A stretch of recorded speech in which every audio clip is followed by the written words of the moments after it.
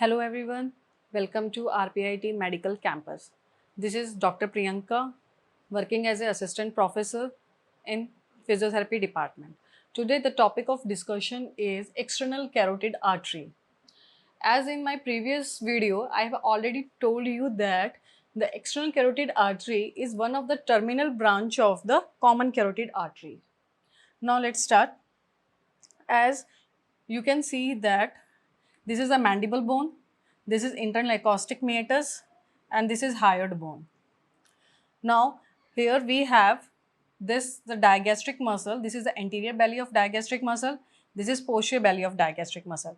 And these two muscles are attached here on hyoid bone through this intermediate tendon which holding this muscle. Now this is sternocleidomastoid muscle which coming from the mastoid process to the sternum and clavicle. And here this is the omohyoid muscle which is coming from the hyoid bone. Now these three muscles forming the carotid triangle.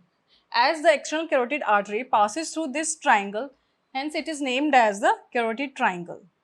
These three muscles forms the boundaries of the carotid triangle. Now here you can see that the common carotid artery here divide into the internal and external carotid artery. This one is the internal carotid artery, this one. And this one is the external carotid artery at the level of the thyroid cartilage. Now this external carotid artery ascend upward, pass through this carotid triangle, and here it terminates into the two branches. One is this one which passes behind the mandible and in front of the internal acoustic meatus. It passes between these two structures and come here in the temporal region. It is superficially located, hence it is named as the superficial temporal artery. This is the one of the terminal branch of the external carotid artery. It is also called as an anesthetist artery. Now the second one terminal branch of this external carotid artery is the maxillary artery, which supplies a maxillary region. Now come in this carotid triangle. Here we have the four branches of this external carotid artery. The first one is this one which comes and supplies the superficial top of the this thyroid gland.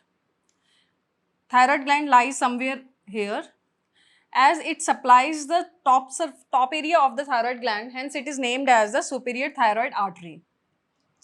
Now the next one artery which arises from the carotid triangle crosses this carotid triangle and enters into the face and terminate by into three branches, and this artery is called as a lingual artery because it supplies the tongue. Now these three terminal branches are the dorsal lingual artery, deep lingual artery, and this one is a sublingual artery. The next artery is the facial artery which also arises from in the carotid triangle, crosses the carotid triangle and passes over the edge of the mandible bone here and enters into the face. The next artery is this one which also arises in the carotid triangle just opposite to the facial artery and goes backwards somewhere here and terminate into the branches which supplies the skin of the scalp.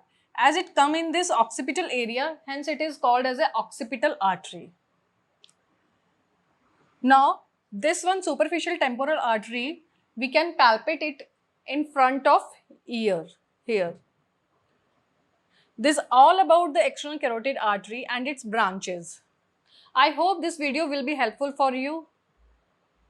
Please like the video and subscribe the channel, that is RPIIT Academics. Thank you.